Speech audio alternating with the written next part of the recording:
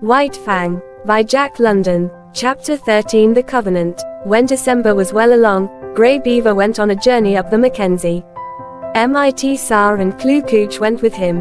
One sled he drove himself, drawn by dogs he had traded for or borrowed. A second and smaller sled was driven by Mit-Sa, and to this was harnessed a team of puppies. It was more of a toy affair than anything else, yet it was the delight of Mit-Sa, who felt that he was beginning to do a man's work in the world. Also, he was learning to drive dogs and to train dogs, while the puppies themselves were being broken into the harness. Furthermore, the sled was of some service, for it carried nearly 200 pounds of outfit and food. White Fang had seen the camp dogs toiling in the harness, so that he did not resent overmuch the first placing of the harness upon himself. About his neck was put a moss-stuffed collar, which was connected by two pulling traces to a strap that passed around his chest and over his back. It was to this that was fastened the long rope by which he pulled at the sled. There were 7 puppies in the team. The others had been born earlier in the year and were 9 and 10 months old, while White Fang was only 8 months old. Each dog was fastened to the sled by a single rope. No 2 ropes were of the same length, while the difference in length between any 2 ropes was at least that of a dog's body. Every rope was brought to a ring at the front end of the sled. The sled itself was without runners, being a birch bark toboggan, with upturned forward end to keep it from plowing under the snow. This construction enabled the weight of the sled and load to be distributed over the largest snow surface, for the snow was crystal powder and very soft. Observing the same principle of widest distribution of weight, the dogs at the ends of their ropes radiated fan fashion from the nose of the sled, so that no dog trod in another's footsteps. There was, furthermore, another virtue in the fan formation. The ropes of varying length prevented the dogs attacking from the rear those that ran in front of them. For a dog to attack another, it would have to turn upon one at a shorter rope. In which case it would find itself face to face with the dog attacked, and also it would find itself facing the whip of the driver. But the most peculiar virtue of all lay in the fact that the dog that strove to attack one in front of him must pull the sled faster, and that the faster the sled traveled, the faster could the dog attacked run away. Thus, the dog behind could never catch up with the one in front. The faster he ran, the faster ran the one he was after, and the faster ran all the dogs. Incidentally, the sled went faster, and thus, by cunning indirection, did man increase his mastery over the beasts. Mit-Sa resembled his father, much of whose grey wisdom he possessed. In the past he had observed Lip Lip's persecution of White Fang, but at that time Lip Lip was another man's dog, and Mit-Sa had never dared more than to shy an occasional stone at him. But now Lip Lip was his dog, and he proceeded to wreak his vengeance on him by putting him at the end of the longest rope. This made Lip Lip the leader, and was apparently an honor.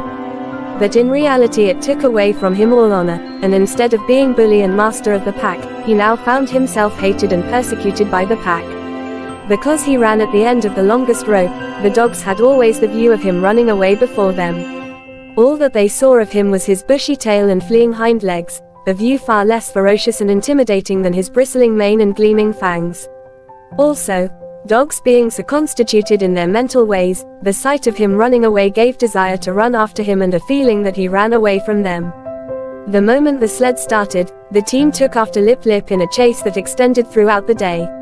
At first he had been prone to turn upon his pursuers, jealous of his dignity and wrathful, but at such times Mit-Sa would throw the stinging lash of the 30-foot caribou gut whip into his face and compel him to turn tail and run on. Lip Lip might face the pack, but he could not face that whip, and all that was left him to do was to keep his long rope taut and his flanks ahead of the teeth of his mates. But a still greater cunning lurked in the recesses of the Indian mind. To give point to unending pursuit of the leader, Mit-Sa favored him over the other dogs. These favors aroused in him jealousy and hatred. In their presence Mit-Sa would give him meat and would give it to him only. This was maddening to them. They would rage around just outside the throwing distance of the whip, while Lip Lip devoured the meat and Mit-Sa protected him. And when there was no meat to give, Mit-Sa would keep the team at a distance and make believe to give meat to Lip Lip. White Fang took kindly to the work. He had traveled a greater distance than the other dogs in the yielding of himself to the rule of the gods, and he had learned more thoroughly the futility of opposing their will. In addition, the persecution he had suffered from the pack had made the pack less to him in the scheme of things, and man more. He had not learned to be dependent on his kind for companionship. Besides, Ki-che was well nigh forgotten, and the chief outlet of expression that remained to him was in the allegiance he tendered the gods he had accepted as masters. So he worked hard, learned discipline, and was obedient. Faithfulness and willingness characterized his toil. These are essential traits of the wolf and the wild dog when they have become domesticated, and these traits White Fang possessed in unusual measure. A companionship did exist between White Fang and the other dogs, but it was one of warfare and enmity. He had never learned to play with them. He knew only how to fight, and fight with them he did, returning to them 100-fold the snaps and slashes they had given him in the days when Lip Lip was leader of the pack. But Lip Lip was no longer leader, except when he fled away before his mates at the end of his rope, the sled bounding along behind. In camp he kept close to Mit-Sar or Grey Beaver or Kloo Kooch. He did not dare venture away from the gods, for now the fangs of all dogs were against him, and he tasted to the dregs the persecution that had been White Fang's. With the overthrow of Lip Lip, White Fang could have become leader of the pack. But he was too morose and solitary for that. He merely thrashed his teammates. Otherwise he ignored them. They got out of his way when he came along, nor did the boldest of them ever dare to rob him of his meat. On the contrary, they devoured their own meat hurriedly, for fear that he would take it away from them. White Fang knew the law well, to oppress the weak and obey the strong. He ate his share of meat as rapidly as he could, and then woe the dog that had not yet finished. A snarl and a flash of fangs, and that dog would wail his indignation to the uncomforting stars while White Fang finished his portion for him. Every little while, however, one dog or another would flame up in revolt and be promptly subdued. Thus White Fang was kept in training. He was jealous of the isolation in which he kept himself in the midst of the pack, and he fought often to maintain it. But such fights were of brief duration. He was too quick for the others. They were slashed open and bleeding before they knew what had happened, were whipped almost before they had begun to fight. As rigid as the sled discipline of the gods, was the discipline maintained by White Fang amongst his fellows. He never allowed them any latitude. He compelled them to an unremitting respect for him. They might do as they pleased amongst themselves. That was no concern of his.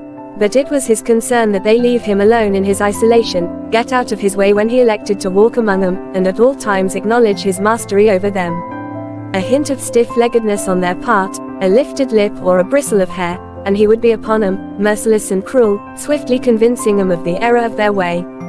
He was a monstrous tyrant. His mastery was rigid as steel. He oppressed the weak with a vengeance. Not for nothing had he been exposed to the pitiless struggles for life in the day of his cubhood, when his mother and he, alone and unaided, held their own and survived in the ferocious environment of the wild. And not for nothing had he learned to walk softly when superior strength went by. He oppressed the weak, but he respected the strong. And in the course of the long journey with Grey Beaver he walked softly indeed amongst the full-grown dogs in the camps of the strange man-animals they encountered.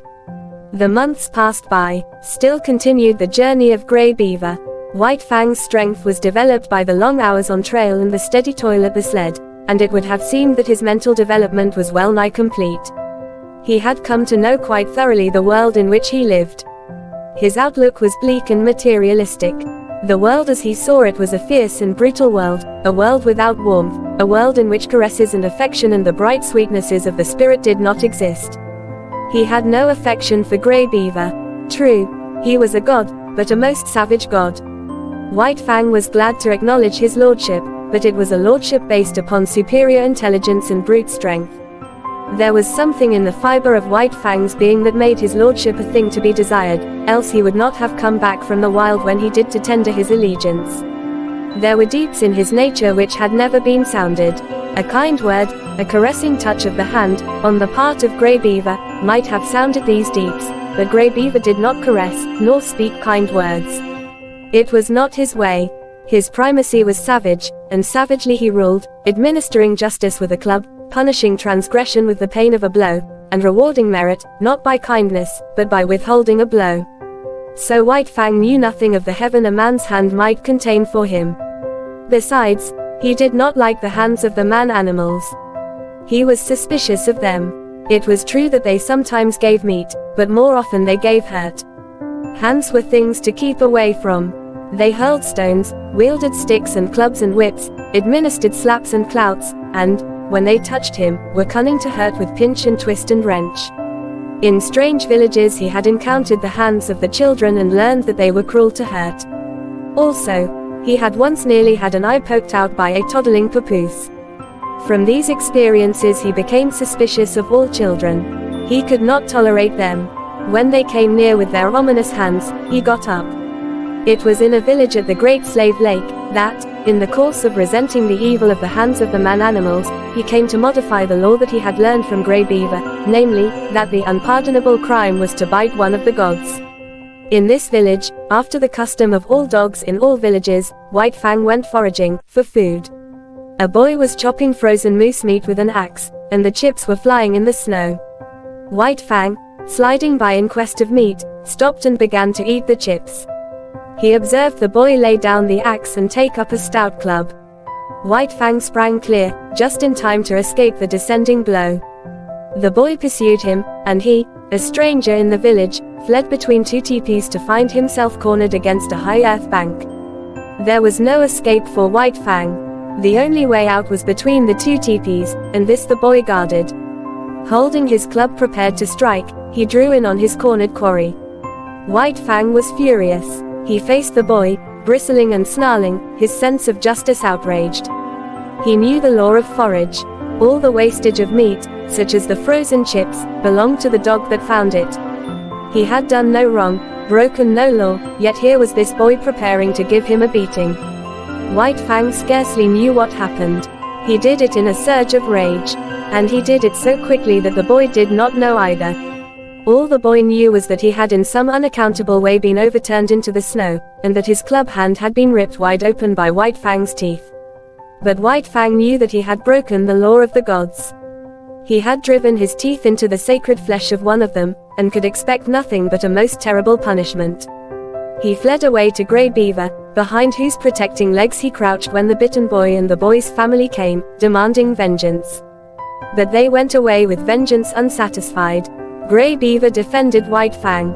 So did Mit-Sar and Kloo Kooch.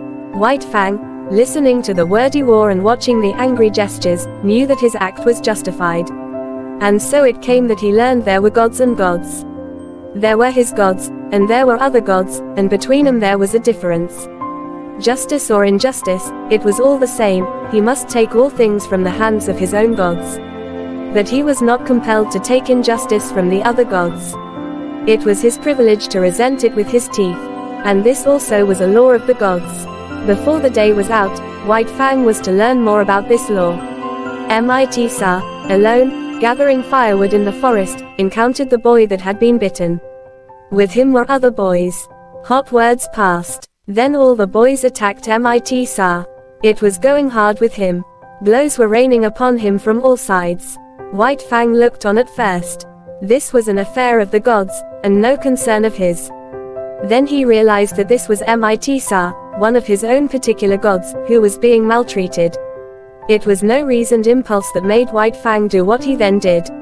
A mad rush of anger sent him leaping in amongst the combatants. 5 minutes later the landscape was covered with fleeing boys, many of whom dripped blood upon the snow in token that White Fang's teeth had not been idle. When Mit-Sar told the story in camp, Grey Beaver ordered meat to be given to White Fang. He ordered much meat to be given, and White Fang, gorged and sleepy by the fire, knew that the law had received its verification. It was in line with these experiences that White Fang came to learn the law of property and the duty of the defense of property. From the protection of his god's body to the protection of his god's possessions was a step, and this step he made. What was his god's was to be defended against all the world, even to the extent of biting other gods. Not only was such an act sacrilegious in its nature, but it was fraught with peril. The gods were all powerful, and a dog was no match against them, yet White Fang learned to face them, fiercely belligerent and unafraid. Duty rose above fear, and thieving gods learned to leave Grey Beaver's property alone. One thing, in this connection, White Fang quickly learnt, and that was that a thieving god was usually a cowardly god and prone to run away at the sounding of the alarm. Also, he learned that but brief time elapsed between his sounding of the alarm and Grey Beaver coming to his aid. He came to know that it was not fear of him that drove the thief away, but fear of Grey Beaver. White Fang did not give the alarm by barking. He never barked. His method was to drive straight at the intruder, and to sink his teeth in if he could. Because he was morose and solitary, having nothing to do with the other dogs, he was unusually fitted to guard his master's property, and in this he was encouraged and trained by Grey Beaver. One result of this was to make White Fang more ferocious and indomitable, and more solitary. The months went by, binding stronger and stronger the covenant between dog and man. This was the ancient covenant that the first wolf that came in from the wild entered into with man.